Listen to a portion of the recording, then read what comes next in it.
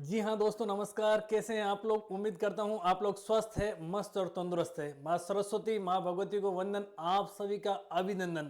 मैं हूँ आपका साथी दोस्त विकास ग्वाला, स्कूल व्याख्याता राजनीति विज्ञान। आप जुड़े हुए हैं विकास चौधरी आरएस यूट्यूब निःशुल्क चैनल के ऊपर।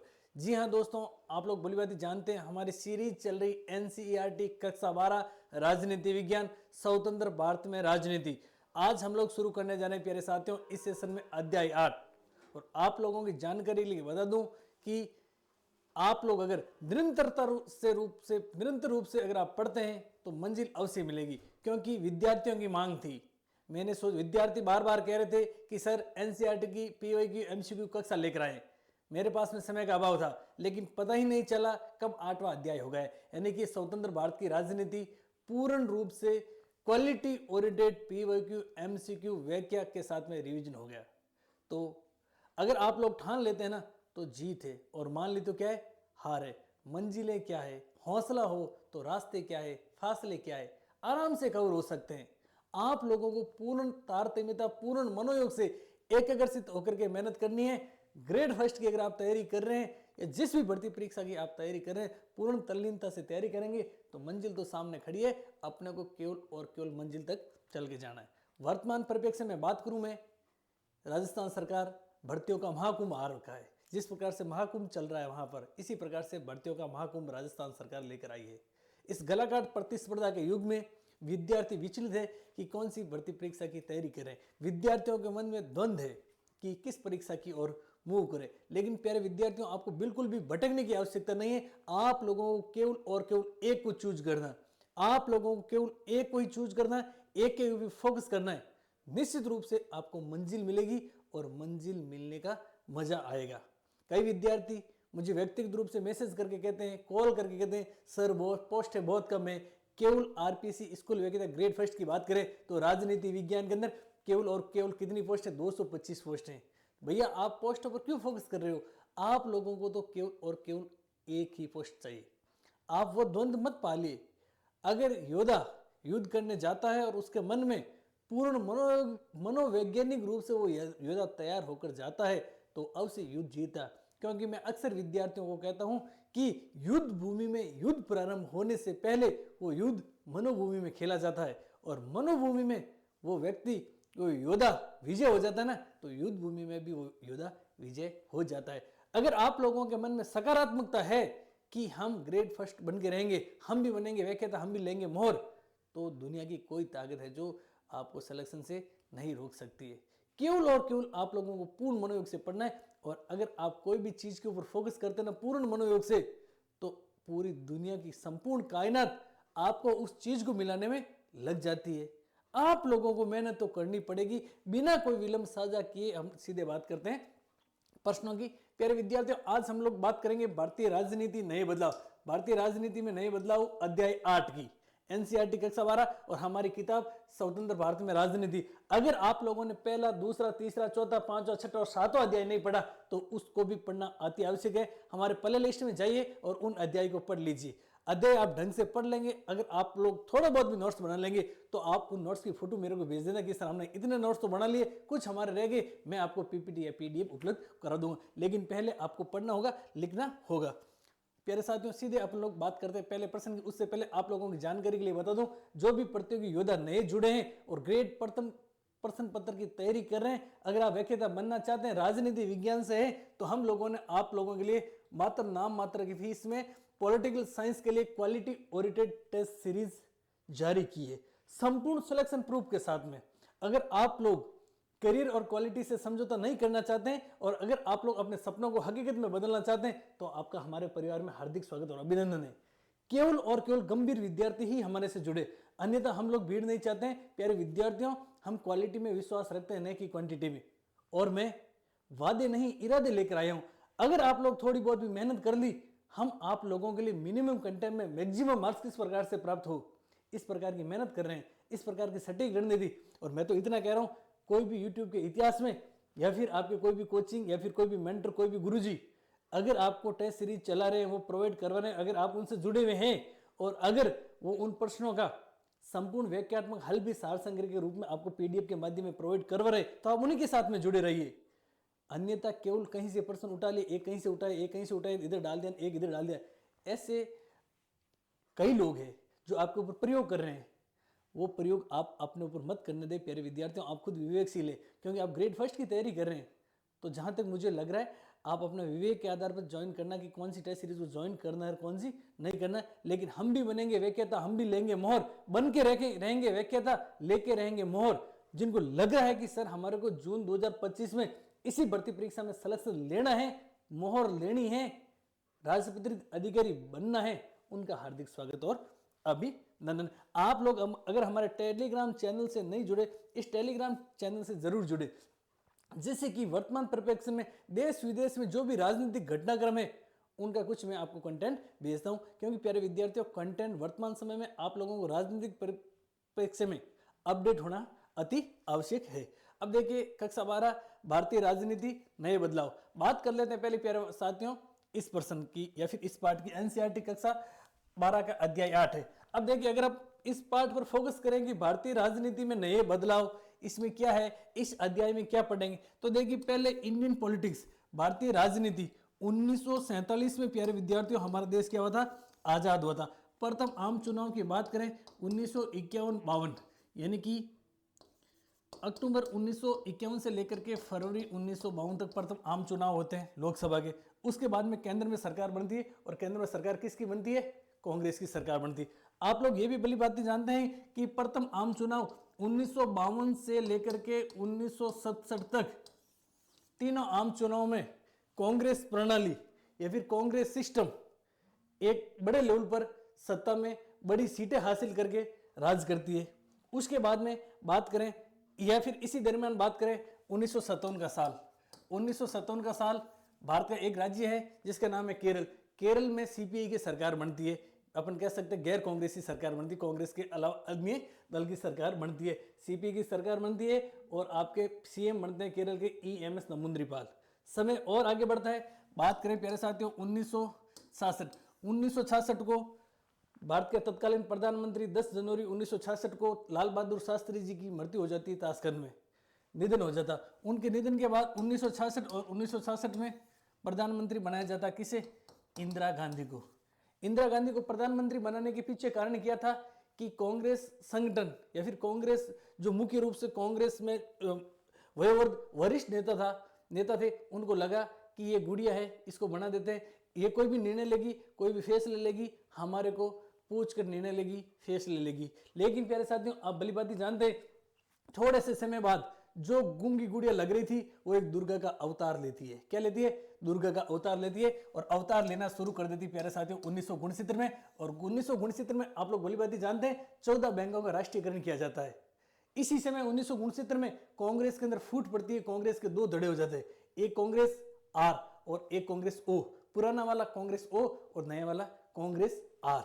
समय और आगे बढ़ता है और आप लोग ये भी जानते हैं कि 1971 में पीरी पर्स की समाप्ति कर दी जाती है।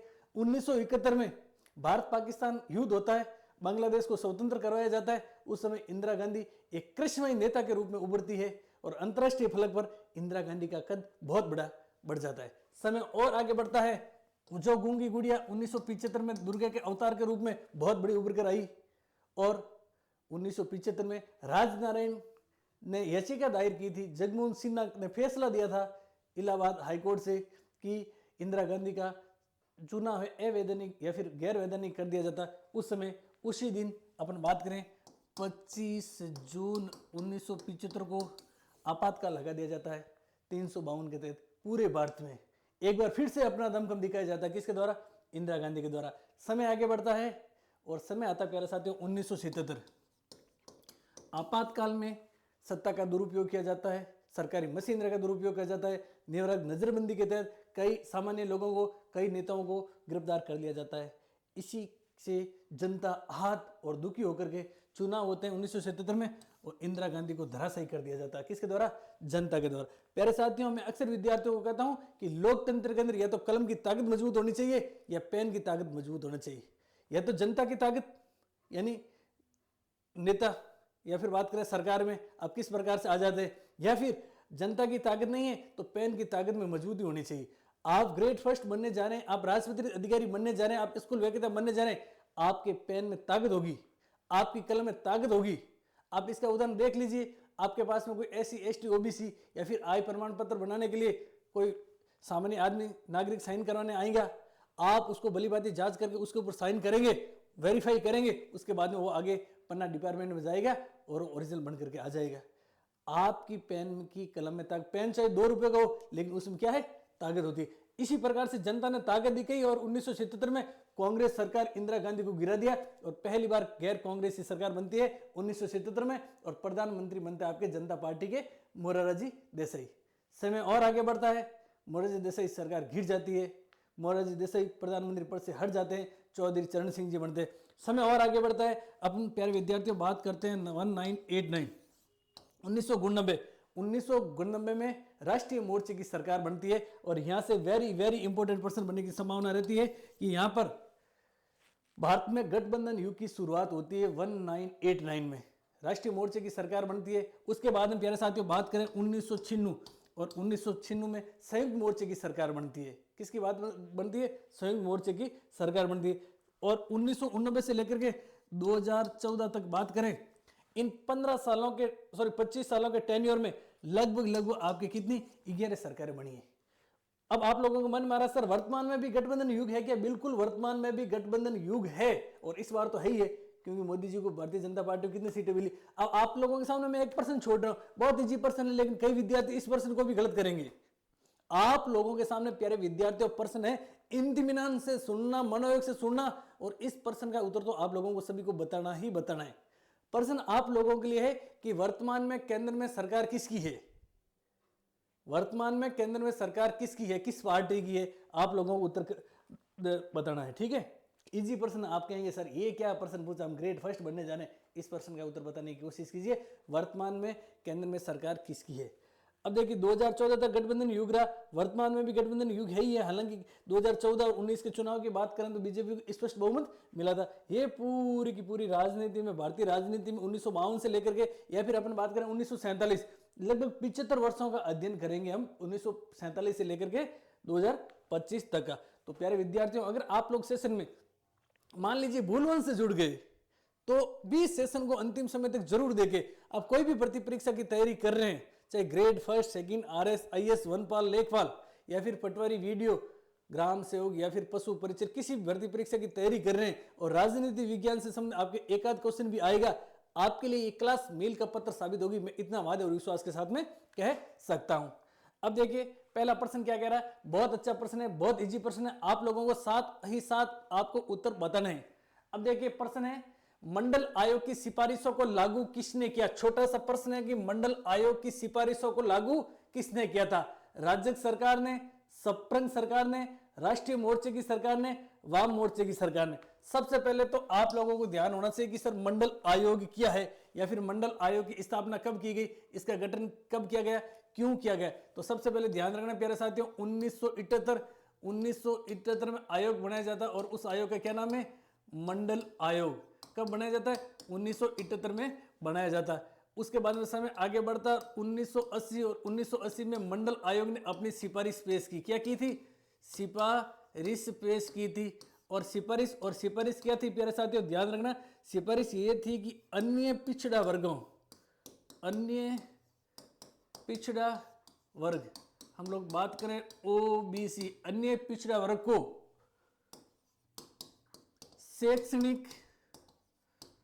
शैक्षणिक और सामाजिक आधार पर आरक्षण या फिर रिजर्वेशन दिया जाए। क्या दिया जाए, आरक्षण या फिर रिजर्वेशन, एक ही बात है ना, दिया जाए।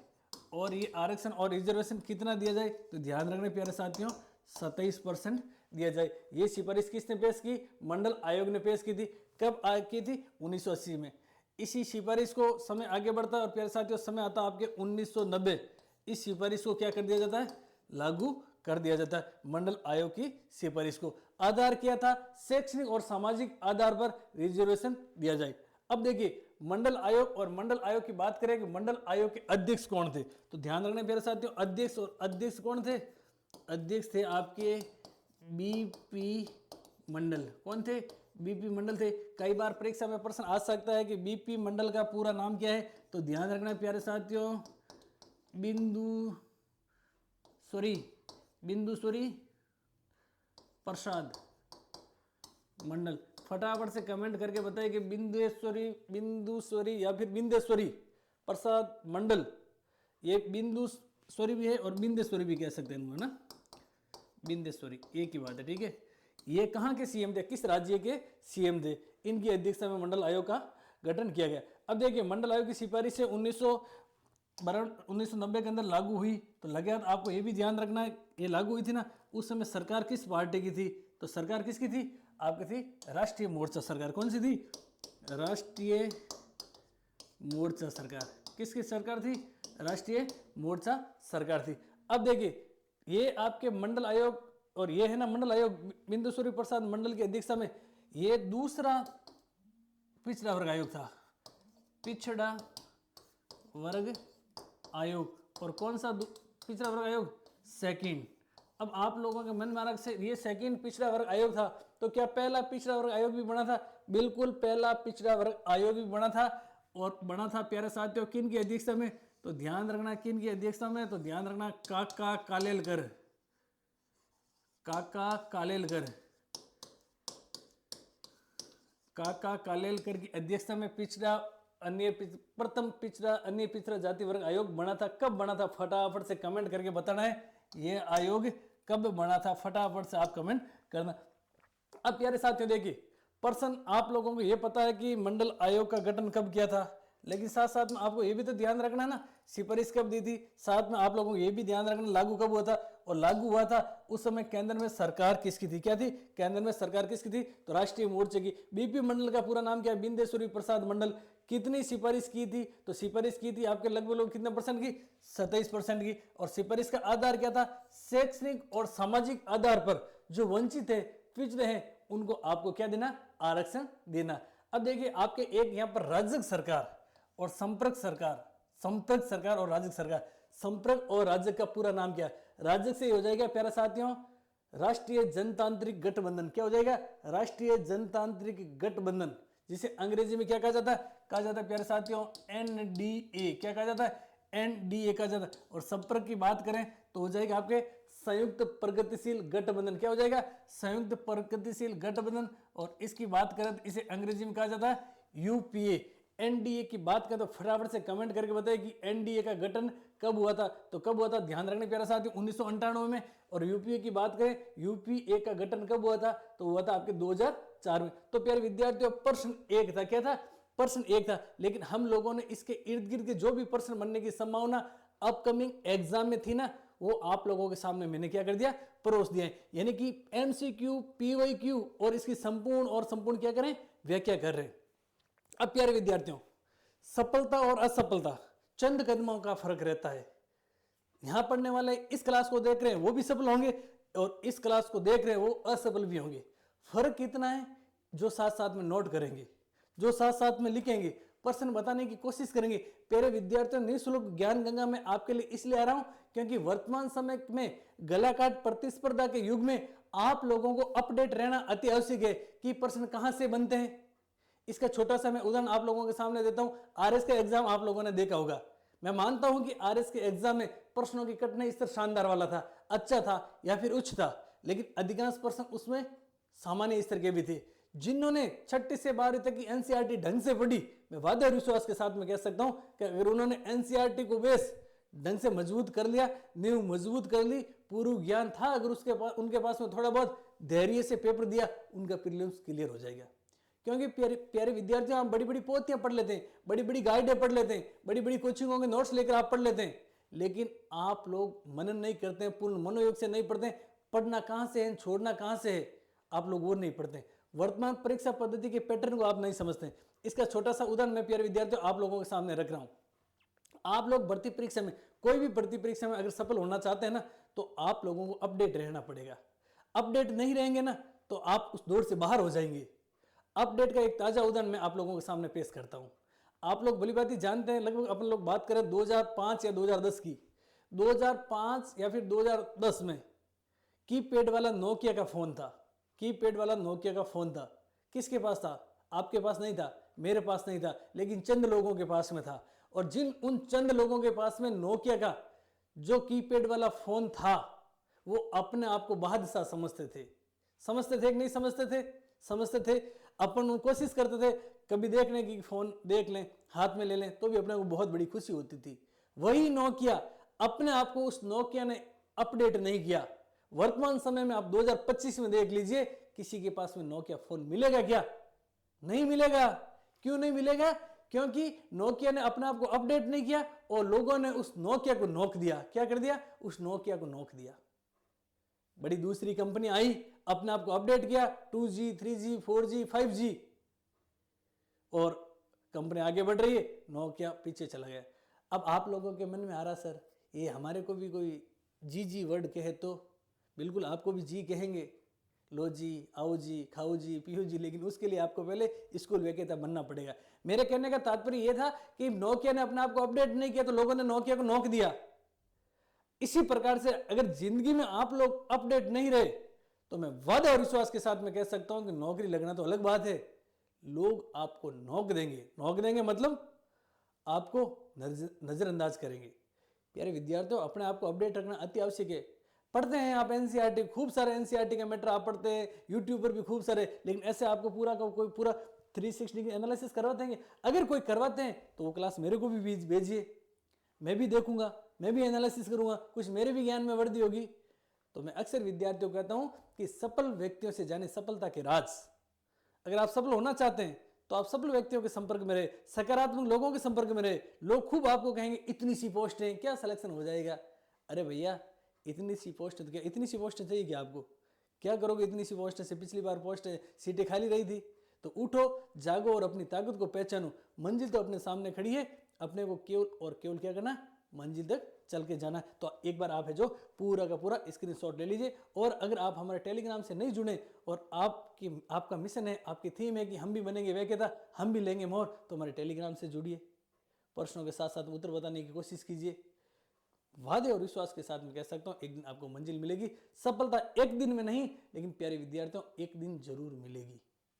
चलो चलते हैं अगले प्रश्न की ओर। अगला प्रश्न आप लोग उत्तर बताने की कोशिश कीजिए ना। एक राजनीतिक दल को चाहिए कि वह राजनीतिक सत्ता पाने की चुनावी इच्छा रखे, राष्ट्रीय धर्मनिरपेक्ष विचारधारा का पक्षधर हो, राष्ट्रीय नेता और निष्ठावान अनुयायी रखे, समुचित वित्तीय संसाधन जुटाए। समझ आधारित प्रश्न है आपका। इसका उत्तर क्या हो जाएगा? ए हो जाएगा। उत्तर क्या हो जाएगा? ए। एक राजनीतिक दल राजनीतिक सत्ता प्राप्त करने की चुनावी इच्छा रखता है। राजनीतिक दल क्या चाहता है? वो सत्ता में आए, सीधी सी बात है भाई। राजनीतिक दल का मुख्य उद्देश्य सत्ता प्राप्ति ही होता है। इसी प्रकार से राजनीतिक दल की तरह ही होते हैं प्यारे साथियों दबाव समूह। क्या होते हैं? दबाव समूह। ये सत्ता प्राप्ति नहीं चाहते हैं। दबाव समूह सत्ता प्राप्ति नहीं चाहते हैं। गुमनाम साम्राज्य भी कहा जाता है, आदर्शी सरकार भी कहा जाता है अपने दबाव समूह को। ये सत्ता प्राप्ति की मोह लालसा नहीं रखता, लेकिन ये चाहते हैं कि सत्ता में अस्पष्ट रूप से या फिर अपन कह सकते हैं बाहरी रूप से या फिर अप्रत्यक्ष रूप से इनकी भी भागीदारी हो या फिर जनता के लिए कल्याणकारी कार्य करे। कौन? राजनीतिक दल जो सत्ता के अंदर है। अब आप लोगों को कमेंट करके बताना है कि वर्तमान में कितने राष्ट्रीय स्तर के राजनीतिक दल है, कितने राष्ट्रीय स्तर के राजनीतिक दल है। फटाफट से आप लोगों को कमेंट करके बताना है। भारत में हम लोग बात करें राजस्थान, और राजस्थान में कौन सी पार्टी है जिसे हाल ही में राज्य स्तरीय पार्टी का दर्जा मिला, और वो पार्टी राजस्थान में तीसरी सबसे बड़ी पार्टी है, और इस पार्टी के पास में 4 MLA है और 1 MP है। वो राजस्थान में कौन सी पार्टी है? बताइए। ये सब क्लासें मेरी करवाई हुई है यूट्यूब पर निःशुल्क। 10 मिनट के वीडियो सेशन में मैंने पूरा बता रखा है। अगर आप लोग जानते हैं तो वीडियो मत देखा करो, आप उत्तर बता दीजिए। और अगर आप लोग नहीं जानते हैं तो छोटी छोटी वीडियो जरूर देखिए। प्यारे साथियों, छोटी छोटी बातें आपके सिलेक्शन में बड़ी मददगार साबित होगी। मैं बात करूं राजस्थान की तीसरी सबसे बड़ी पार्टी प्यारे साथियों वर्तमान में कौन सी है, तो ये है आपके बाप, भारत आदिवासी पार्टी। भारत आदिवासी पार्टी राजस्थान में तीसरी सबसे बड़ी पार्टी है वर्तमान समय में। इसके बारे में जानकारी आपको वीडियो में मिल जाएगी, पहले से डाला हुआ है। राष्ट्रीय स्तर के कितने राजनीतिक दल है वर्तमान में भारत में, फटाफट से कमेंट करके बताइए। अगला प्रश्न देखिए, 2004 में जब यूपीए सरकार का गठन केंद्र में हुआ तो सीपीआईएम, 2004 की बात करें जब यूपीए सरकार का गठन हुआ था केंद्र में, यानी केंद्र में यूपीए या फिर यूपीए की बात करें तो सप्रंग की सरकार बनी थी। किसकी? सप्रंग। और फटाफट से कमेंट करके बताइए कि सप्रंग का पूरा नाम क्या है। उस समय सीपीआईएम ने न तो उसका समर्थन दिया और नहीं उसका विरोध किया। क्या ये बात सही है? गठबंधन का हिस्सा नहीं था परंतु बाहर से सरकार का समर्थन किया। बिल्कुल, ये आपका उत्तर है जो सही हो जाएगा। 2004 में यूपीए या फिर बात करें सप्रंग की सरकार बनी थी भारत में, केंद्र सरकार, उस समय सीपीआई प्रत्यक्ष रूप से गठबंधन का हिस्सा नहीं था, लेकिन बाहर से उन्होंने समर्थन दिया था। किसको समर्थन दिया था? केंद्र में कांग्रेस की सरकार या फिर सप्रंग की सरकार बनी थी। सप्रंग का ही दूसरा नाम है प्यारे साथियों यूपीए। क्या है? यूपीए, संयुक्त प्रगतिशील गठबंधन। क्या है? संयुक्त प्रगतिशील गठबंधन। और इसका निर्माण कब हुआ था? तो ध्यान रखना 2004 में।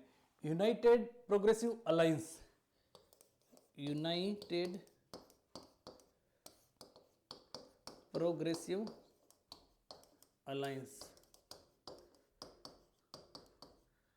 एक इसी प्रकार से और गठबंधन जिसका नाम है प्यारे साथियों एनडीए। एनडीए का मतलब क्या है? National democratic alliance. इसे हिंदी में क्या कहा जाता है? राजग कहा जाता है। क्या कहा जाता है? राजग, राष्ट्रीय जनतांत्रिक गठबंधन, राष्ट्रीय जनतांत्रिक गठबंधन। इसकी स्थापना कब होती है या फिर इसका गठन कब होता है? तो होता है 1998 में। अब आप लोग जानते होंगे भारत में एक और गठबंधन बना वर्तमान समय में, एक और गठबंधन, और उस गठबंधन का नाम क्या है? INDIA। इंडिया का नेतृत्व कौन सा गठबंधन, कौन सी पार्टी कर रही है और वर्तमान इसमें इंडिया का पूरा नाम क्या है? देखिए यूपीए और यूपी की बात करें तो यूपीए का नेतृत्व कौन सी सरकार कर रही थी या फिर कौन सी पार्टी कर रही थी? तो कांग्रेस। बात करें एनडीए का नेतृत्व की बात करें तो बीजेपी।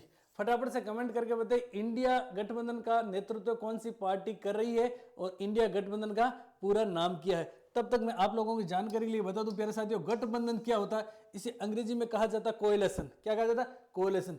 गठबंधन बात करें राजनीति में तो दो या दो से अधिक दल अपनी स्वार्थ पूर्ति के लिए, राजनीति में अपनी स्वार्थ पूर्ति के लिए या फिर अपन कह सकते हैं साझे हितों के लिए एक दूसरे से मिलते हैं ना, उसे क्या कहा जाता है? गठबंधन कहा जाता है।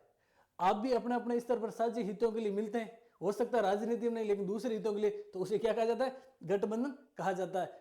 गठबंधन की राजनीति कहा जाता है राजनीति विज्ञान की शब्दावली में। निर्बल व अस्थिर शासन जिस प्रणाली का दोष है वह है निर्बल या फिर अस्थिर। निर्बल या अस्थिर शासन प्रणाली जिस प्रणाली का दोष है वह है एक दल की तानाशाही या फिर द्विदलीय प्रणाली या फिर बहुदलीय प्रणाली या फिर दल विहीन प्रणाली। तो प्यारे साथियों इसका उत्तर तो हो जाएगा आपका से बहुदलीय प्रणाली। अब देखिए निर्बल और अस्थिर सरकार की बात करें तो आप ध्यान रखना, भारत की बात करते हैं प्यारे साथियों 1989 से लेकर के 2014, 1989 से लेकर के 2014 तक लगभग मैं बात करूं 25 सालों की। इन 25 वर्षों के काल में, वैसे लोकसभा के चुनाव की बात करें तो आमतौर पर कितने होने चाहिए? 5 होने चाहिए, लेकिन इन 25 वर्ष के टेन्योर में इस समय में लोकसभा के चुनाव कितने हुए थे प्यारे साथियों? ध्यान रखना कितने हुए थे? 11 हुए थे। कितने हुए थे? 11 हुए थे। तो देखिए नहीं सॉरी 15 हुए थे। कितने हुए थे? 15 हुए थे। तो निर्बल व अस्थिर सरकार बनी। आपको पता कोई सरकार 6 दिन के लिए अपने 6 महीने के लिए रही थी, कोई 12 महीने के लिए रही थी, कोई 11 दिन के लिए रही थी। तो अस्थिर सरकार है या फिर निर्बल सरकारों को जन्म देते हैं। एक दल तानाशाही की बात करें तो आपके देखिए एक दल तानाशाही ये आपके जहां पर जिस देश में केवल एक ही दल होता है या फिर अपन कह सकते हैं एक दलीय प्रणाली। द्विदलीय प्रणाली की बात करें कि द्विदलीय प्रणाली का बेस्ट उदाहरण कौन सा देश है? तो ध्यान रखना प्यारे साथियों यूएसए और ब्रिटेन। कौन सा है? यूएसए और ब्रिटेन। बात करें बहुदलीय की बात करें तो भारत। बहुदलीय में सर्वश्रेष्ठ उदाहरण किसका हो जाएगा? भारत। एक दलीय की बात करें ना तो एक दलीय में आ जाएगा आपके प्यारे साथियों, एक दलीय में आ जाएगा आपके चीन है, दक्षिणी कोरिया है, ठीक है ना। अब देखिए एक दल की तानाशाही और एक है आपके एक दल के प्रभुत्व का दौर। एक दल के प्रभुत्व का दौर, इसको आप इस पर शब्दों में समझ सकते हैं। 1952 से लेकर के 1967 तक भारत में एक दल के प्रभुत्व का दौर रहा था, वन पार्टी डोमिनेंस रहा था। और वन पार्टी डोमिनेंस, ये वन पार्टी डोमिनेंस और वन पार्टी डोमिनेंस किसे कहा जाता था? कांग्रेस को। किसने कहा था? तो कहा था प्यारे साथियों मोरिस जोन्स ने। किसने कहा था? मोरिस जोन्स ने कहा था एक दलीय प्रभुत्व का दौर 1952 से 1957 तक के काल को। तो प्रश्न एक है, लेकिन आपके चारों ओर की क्या इसका संपूर्ण व्याख्यात्मक हल हो रहा। आप लोग साथ साथ में इसको नोट डाउन करेंगे ना, तभी आपकी मेहनत है जो सफलता में तब्दील होगी। अगला प्रश्न देखिए, मंडल आयोग से संबंधित निम्नलिखित कथनों पर विचार करना है। अभी हमने पढ़ा है, ढंग से अगर आप लोग मंडल आयोग से पढ़े तो इस प्रश्न का आप उत्तर बहुत जल्दी दे देंगे। मंडल आयोग यह दूसरा पिछड़ा वर्ग आयोग था जिसके अध्यक्ष बिंदेश्वरी प्रसाद मंडल थे। बिल्कुल ये कथन है जो सही है। इनकी सिफारिशों को 1990 में लागू किया था। बिल्कुल इनकी सिफारिशों को 1990 में लागू किया था। गठन की बात करें तो हमने पढ़ा कि इसका गठन कब हुआ था? 1978 में हुआ था। इन्होंने अपनी सिफारिश कब दी थी? तो हम लोगों ने पढ़ा कि इन्होंने अपनी सिफारिशें कब दी थी? 1980 में दी थी। कब दी थी? 1980 में। लागू कब हुई थी? 1990 में हुई थी। उस समय 1990 में लागू हुई थी। उस समय सरकार किनकी थी? तो ध्यान रखना, सरकार मैंने आप लोगों को बताया कि राष्ट्रीय मोर्चे की। किसकी थी? राष्ट्रीय मोर्चे की सरकार थी। इनकी सिफारिश को 1990 में लागू किया। बिल्कुल से इनकी सिफारिश के द्वारा केंद्र सरकार की नौकरियों में अन्य पिछड़ा वर्ग को आरक्षण दिया था। बिल्कुल अन्य पिछड़ा वर्ग ओबीसी को आरक्षण की व्यवस्था की थी। और ओबीसी को आरक्षण कितना दिया था? तो ध्यान रखना प्यारे साथियों, 27% आरक्षण दिया था। सरकार द्वारा इनकी सिफारिशों को लागू करने का सभी वर्गों ने स्वागत किया था। क्या सभी वर्गों ने इसका स्वागत किया था? यह कथन गलत हो जाएगा प्यारे साथियों। सभी वर्गों ने इसका स्वागत नहीं किया था। कई वर्गों ने इनका क्या किया था? विरोध किया था। तो असत्य कथन है। तो असत्य कथन कौन सा है? केवल और केवल 4 है जो असत्य कथन है। अब कई विद्यार्थी क्या करते हैं, ये असत्य में ए को तो पढ़ते नहीं है और उनको लगता है कि सत्य कथन है और वो कर देते हैं 1, 2 और 3 और वो करते क्या हो जाता है? पीछे चले जाते हैं। तो छोटी सी चूक, समझ रहे ना? आपको बिल्कुल भी फ्यूज नहीं होना। सत्य असत्य को तो ढंग से पढ़ना। आपको लग रहा है कि सब आ रहा है, आप जोश में आ जाते हैं। हल्के पेपर हल्के प्रश्नों को देकर आप जोश में आ जाते हैं और अपना होश गंवा जाते हैं। जोश में कभी भी आपको होश नहीं गंवाना। हाँ, खुशी होनी चाहिए आपको, हल्का प्रश्न आपके पढ़ा हुआ मिले। फिर आप कहेंगे सर ने यही बताया था। अरे सर ने तो ए बताया, सर के तो ए लिखा हुआ है यहाँ पे। आप लोगों को बिल्कुल भी इधर उधर नहीं होना, विचलित नहीं होना, पूर्ण मनोयोग से देखना, प्रश्न को पढ़ना है कि प्रश्न में चारों पॉइंट आपको ये भी आ रहा है, ये भी आ रहा है, ये भी आ रहा है, ये भी आ रहा है, लेकिन प्रश्न क्या पूछ रहा है? सत्य पूछ रहा है, असत्य पूछ रहा है। तो इसका सही क्या हो जाएगा उत्तर? ए है जो सही उत्तर हो जाएगा। अगला प्रश्न देखिए, निम्नलिखित कथनों पर विचार कीजिए। फिर से निम्नलिखित कथनों पर आप लोगों को विचार करने। 1989 के बाद से लोकसभा के चुनावों में कभी भी किसी पार्टी को 2014 तक पूर्ण बहुमत नहीं मिला। बिल्कुल सही है, 2014 तक पूर्ण बहुमत नहीं मिला। अगर यही 2014 की जगह अगर 2024 आ जाता ना, तो आपका ये कथन है जो क्या होगा? गलत हो जाता। क्योंकि आप लोग भली बात जानते हैं 14 और 19 में भारतीय जनता पार्टी को भारी बहुमत मिला था। हालांकि मोदी जी इस बार भी या फिर भारतीय जनता पार्टी इस बार भी 400 पार की बातें कर रही थी। अब नहीं मिला, वो तो जनता के ऊपर है, अपने ऊपर तो है नहीं। तो 2014 तक पूर्ण बहुमत नहीं मिला था। फिर दूसरा कथन है, अन्य पिछड़ा वर्ग अनुसूचित जाति तथा अनुसूचित जनजाति से अलग एक कोटि है जिसमें सामाजिक और आर्थिक रूप से पिछड़े समुदायों की गणना की जाती है। अब उपयुक्त कथन में से कौन सा कथन सत्य है आप लोगों को बताना है। फटाफट से आप लोग इस प्रश्न का उत्तर देने की कोशिश कीजिए, फटाफट से। तब तक मैं आपको बता दूं कि OBC other backward class, OBC के लिए पहला आयोग बना था काका कालेलकर की अध्यक्षता में, दूसरा आयोग बना था बीपी मंडल की अध्यक्षता में। इनको 27% आरक्षण दिया था। अब कई विद्यार्थी उत्तर कर रहे हैं ना, करो उत्तर।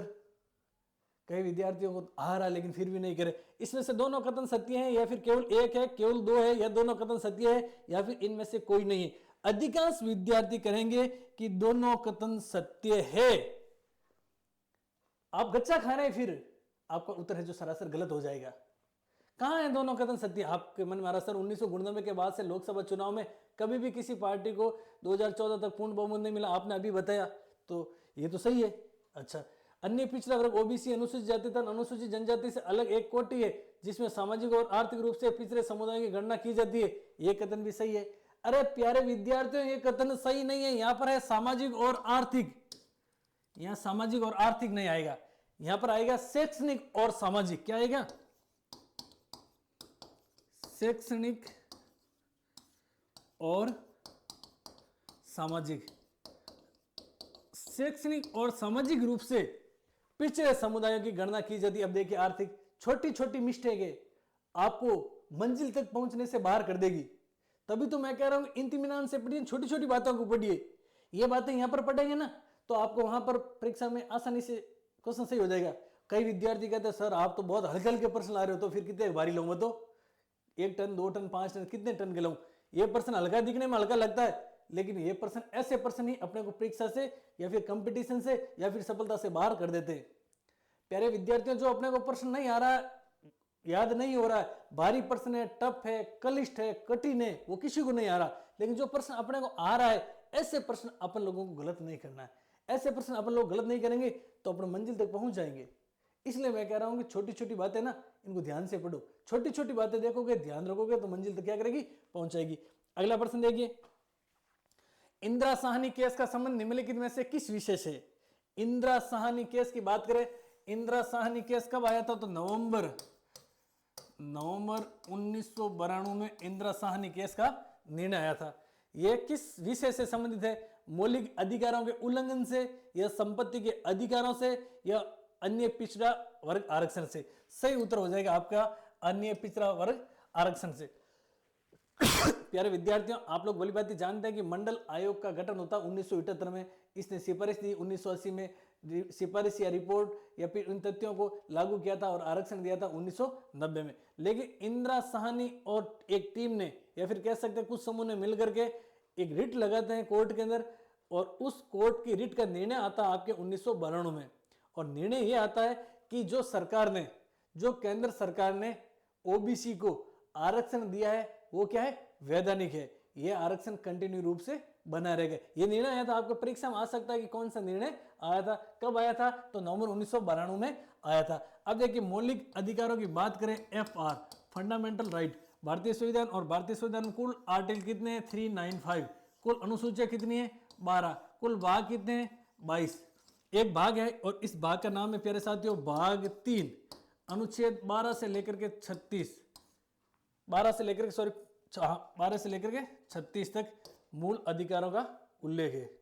ठीक है, तो मौलिक अधिकार या फिर फंडामेंटल राइट का उल्लेख है,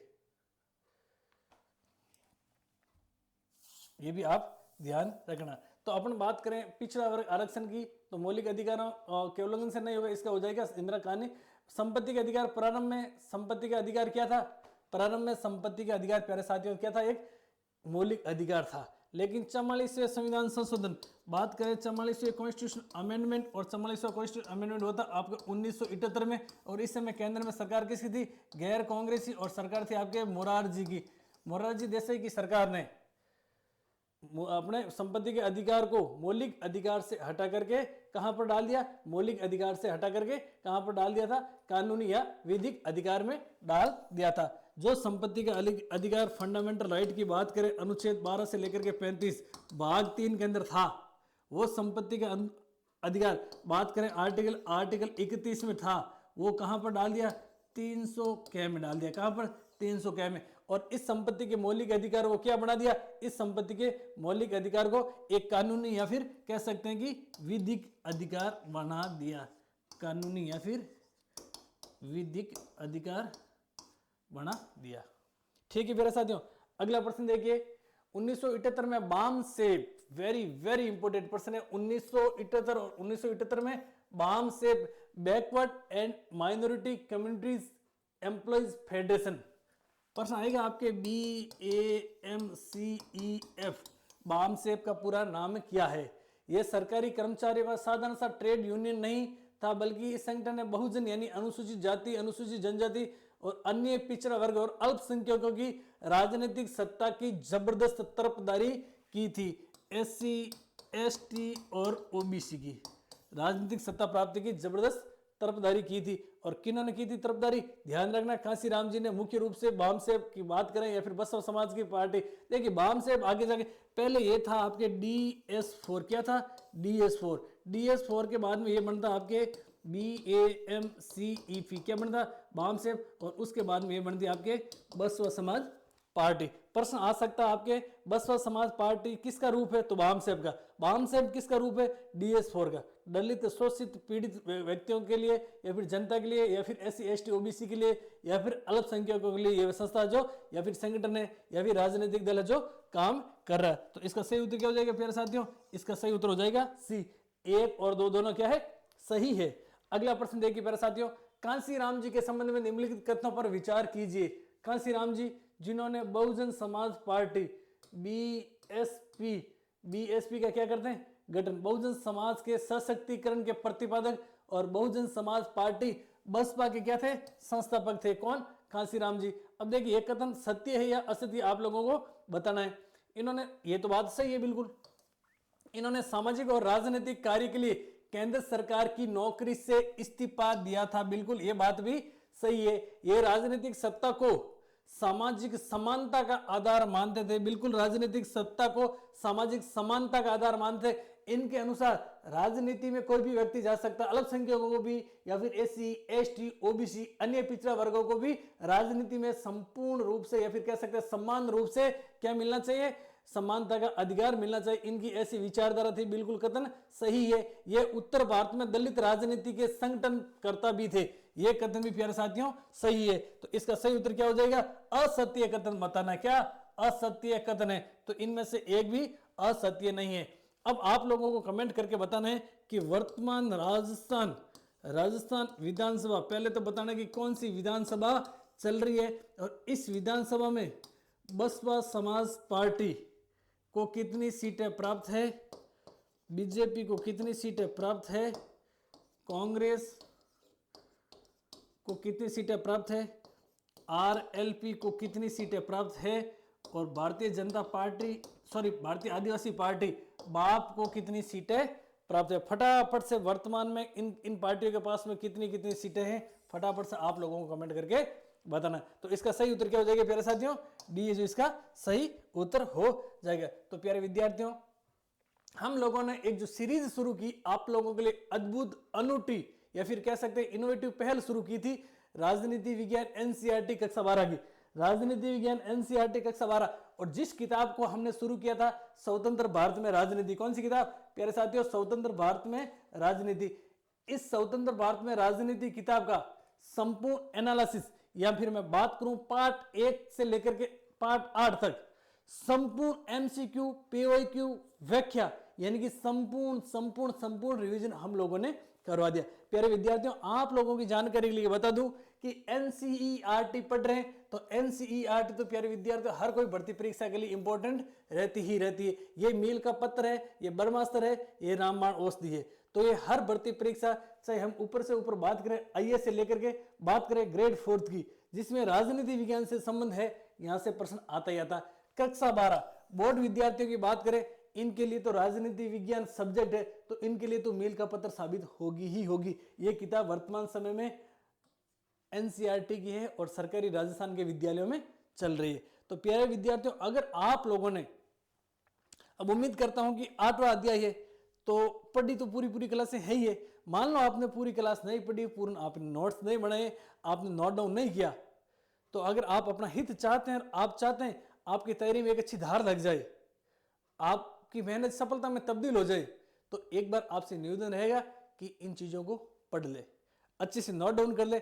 और एक बार आप नोट डाउन कर लेंगे और उसमें से कुछ छूट जाएंगे, आप उनकी PDF बनवा करके या फोटो खींच के मेरे को भेज देंगे कि सर हम गंभीर विद्यार्थी हैं, पूर्ण मनोयोग से हमने क्लासें देखी है। तो उन विद्यार्थियों के लिए मैं 2 चीजों की बात कर रहा हूं। एक तो इस क्लास की PPT भेजूंगा। इस क्लास का मतलब है कक्षा 12 स्वतंत्र भारत में राजनीति अध्याय 1 से लेकर के 8 तक जो पढ़ा है उसकी PPT भेजूंगा। उसके बाद में कुछ पर्सन या फिर कुछ 1 लाइन रह गए, भूल गया पढ़ाना, कुछ नए मेरे को मिले, उसका भी मैं आपको वन लाइन में कुछ डाइजेस्टर भेजूंगा उन्हीं गंभीर विद्यार्थियों को, जो गंभीर विद्यार्थी पूर्ण मेहनत से पढ़ना चाहते हैं और अपनी मेहनत को सफलता में तब्दील करना चाहते हैं, उन्हीं के लिए भेजूंगा। प्यारे विद्यार्थियों, इंतजार मत करो। इंतजार करने वालों को केवल उतना ही मिलता है जितना कोशिश करने वाले छोड़ जाते हैं। इंतजार बिल्कुल भी नहीं करना, मंजिल मिल ही जाएगी, भटकते ही सही। गुमराह तो वो है जो घर से निकले ही नहीं। आप लोग अगर घर से निकल गए, घर से निकलने का मतलब ये नहीं कि रोड पे आ गए या फिर कहीं बाहर चले गए। घर से निकलने का मतलब है आप हमारे साथ में जुड़ गए, आपने हमारी क्लास देखनी शुरू कर दी, तो मैं निश्चित वादे और विश्वास के साथ में कह सकता हूं कि मंजिल आपको मिलेगी। हो सकता है कि मंजिल एक दिन में नहीं, लेकिन एक दिन आपको है जो मंजिल जरूर मिलेगी। और मैं अक्सर कलाम साहब की बात को दोहराता हूँ विद्यार्थियों के साथ में, कि विद्यार्थी अक्सर कहते हैं सर मेरे से पढ़ाई होती नहीं, मैं गरीब हूँ, मेरा मन नहीं लगता, मेरा ये नहीं है, मेरा भविष्य कैसा होगा, मेरा फ्यूचर कैसा होगा। तो फ्यूचर या फिर भविष्य बदलने के लिए आपको मेहनत करनी पड़ेगी। आप अपना भविष्य नहीं बदल सकते हैं, लेकिन आप अपनी आदतों को बदल सकते हैं, और ये बदली हुई आदत आपका भविष्य बदल देगी। तो प्यारे साथियों, समय की कुछ सीमाएं हैं, विदा चाहता हूं। अगर आप लोगों को क्लास अच्छी लगी तो इस क्लास को शेयर जरूर करें, जिससे गांव ढाणी के अंतिम छोर पर बैठे प्रतियोगी विद्या के पास में क्लास जाएगी, उसका सिलेक्शन होगा, वो दुआ देगा, और दुआ अक्सर दवा से ज़्यादा कारगर होती है। तो जय हिंद साथियों। अगर आपको ये क्लास अच्छी लगी, आप पूर्ण मनोयोग से देखेंगे, कमेंट करेंगे, सकारात्मक ऊर्जा मुझे मिलेगी, तो मैं आप लोगों के सामने बहुत जल्दी समकालीन विश्व राजनीति की किताब भी बहुत जल्दी मैं आप लोगों के सामने लेकर आ जाऊंगा। तो जय हिंद साथियों, मिलते हैं नेक्स्ट वीडियो में। हंसते रहिए, मस्त रहिए, मुस्कुराते रहिए, पढ़ते रहिए।